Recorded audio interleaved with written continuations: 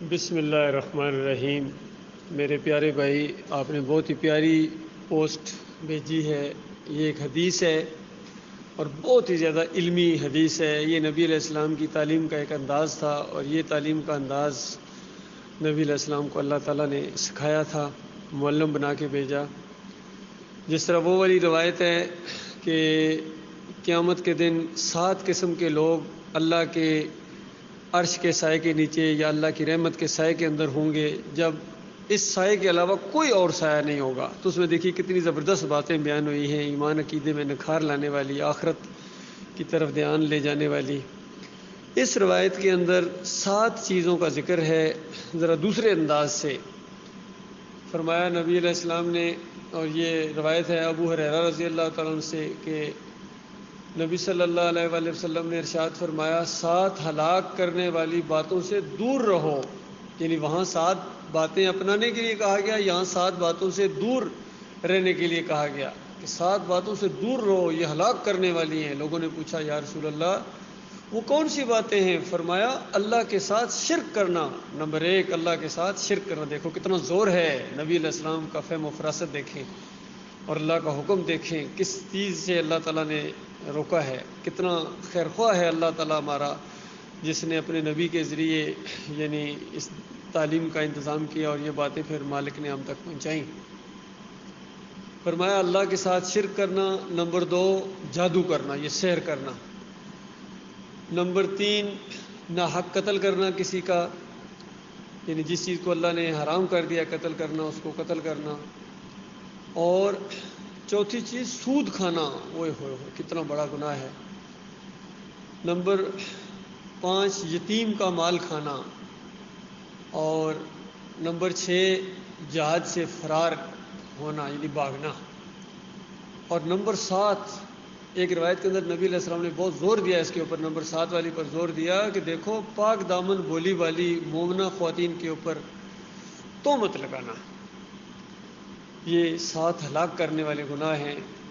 اور بہت افسوس کے ساتھ میں یہ کہہ رہا ہوں کہ جس بندے نے یہ پوسٹ مجھے بھیجی ہے، میں ابھی نام لینا مناسب نہیں سمجھ رہا ہوں، وہ سمجھ جائیں گے بھائی میرے، یہ محمد حنیف صاحب کی جماعت سے تعلق رکھتے ہیں، کیونکہ اس پوسٹ کے نیچے www.therealislam.net یہ وہی چینل ہے جو سہیل خان چلا رہے ہیں، اور لوگوں کو کہہ رہے ہیں کہ اور حدیث سنا رہے ہیں کہ نبی علیہ السلام نے فرمایا ان 7 چیزوں سے دور رہنا ہلاک کرنے والے ہیں۔ نمبر 1 شرک۔ وہ اللہ کے بندوں، میرے پیارے بھائیوں غور کرو، اسی چیز سے تو ہم آپ کو روک رہے ہیں اور اسی چیز کا آپ پرچار کر رہے ہیں۔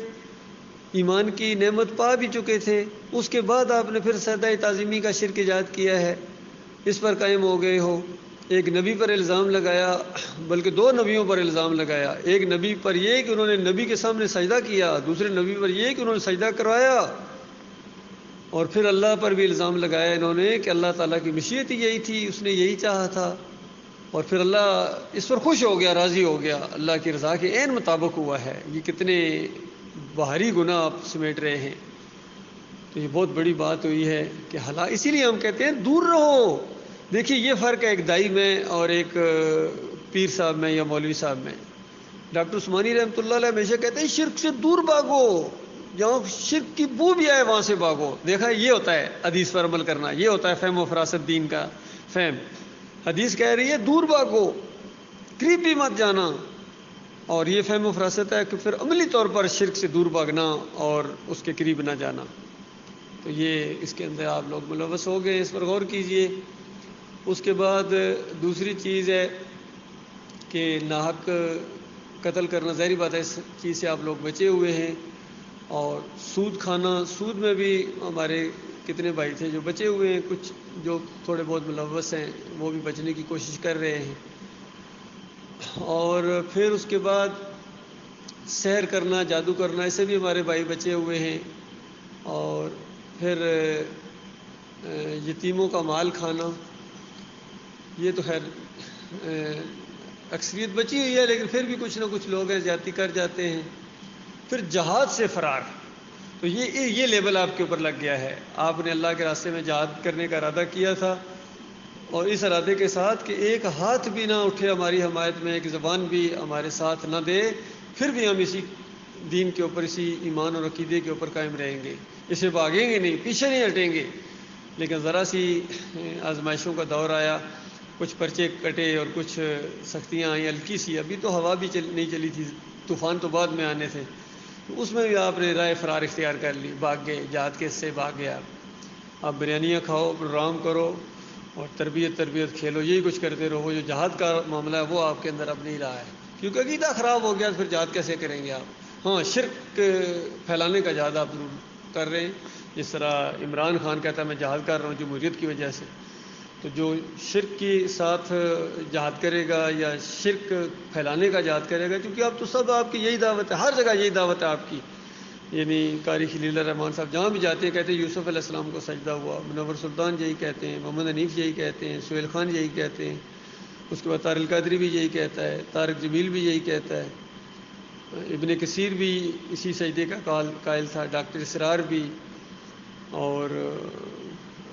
جو علی انجینئر ہے وہ بھی اس کا استاد جو مولوی ساک ہے وہ بھی، یہ سارے اس کشتی میں آپ مسافر ہو گئے، آپ جو شرک والی کشتی تھی، اس نے ڈوبنا ہی ڈوبنا ہے، اس نے غرق ہونا ہی ہونا ہے، تو یہ چیز بھی آپ کے اندر آ گئی۔ پھر یہ آخری بہت بڑا گناہ ہے کہ پاک دامن عورتوں پر بدکاری کی تہمت لگانا، یہ بہت بڑا جرم ہے، تو بدکاری سے بڑا جرم ہے شرک۔ کتنی مومنہ خواتین ہیں ہماری، ان کے اوپر آپ نے یہ الزام لگایا کہ یہ اب شرک کرتی ہیں، اور کتنی تکلیفیں دی ہیں کہ جب تک یوسف علیہ السلام کو سجدہ نہیں مانو گے، کتنے والدین نے کہا کہ ہمارے گھروں میں واپس نہ آنا، تم مشرکہ ہو گئی ہو، کافرہ ہو گئی ہو، مرتد ہو گئی ہو۔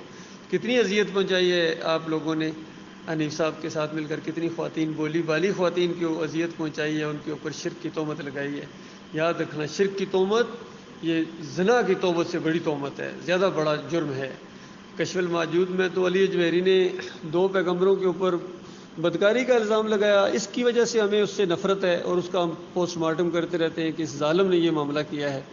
تو بتاؤ، اس سے بڑا جرم آپ نے کر دیا محمد حنیف صاحب، کشف الموجود سے زیادہ جرم کیا ہے آپ نے اپنی دعوت القرآن تفسیر کے اندر، جہاں انبیاء کے اوپر شرک کا الزام لگایا ہے، اور ان کے اوپر یہ الزام لگایا کہ انہوں نے سجدے کیے ایک دوسرے کو، بے اختیار سجدے میں گر پڑے ایک دوسرے کے سامنے۔ کس قدر ظلم ہے، کس قدر زیادتی ہے۔ تو یہ معاملہ ہے میرے پیارے بھائی، غور و فکر کیجیے گا، آپ سے ہمدردی ہے، اس وجہ سے آپ کو یہ بات بتائی جا رہی ہے، چونکہ چند دنوں کا یہ معاملہ ہے، کسی ٹائم اگر زندگی کا یہ ساتھ چھوٹ گیا پھر تو واپس آپ کبھی نہیں آ سکیں گے، نہ بھائی بچائیں گے، نہ برادری بچائے گی، نہ مال بچائے گا آپ کو، نہ امیر جماعت بچائے، کوئی بھی پھر نہیں بچائے گا، پھر تو آگ ہوگی اور خون اور پیپ کی وادیاں ہوں گی جس کے اندر بہرحال رہنا پڑے گا، زنجیریں پڑی ہوئی ہوں گی، بیڑیاں پڑی ہوئی ہوں گی، یہ سب کچھ ہونا ہے۔ آج صرف باتیں ہو رہی ہیں، کل حقیقی طور پر دیکھو گے آپ ان چیزوں کو، لہذا آج موقع ہے، توبہ کر لو، استغفار کرو، واپس ایمان خالص کی طرف آ جاؤ۔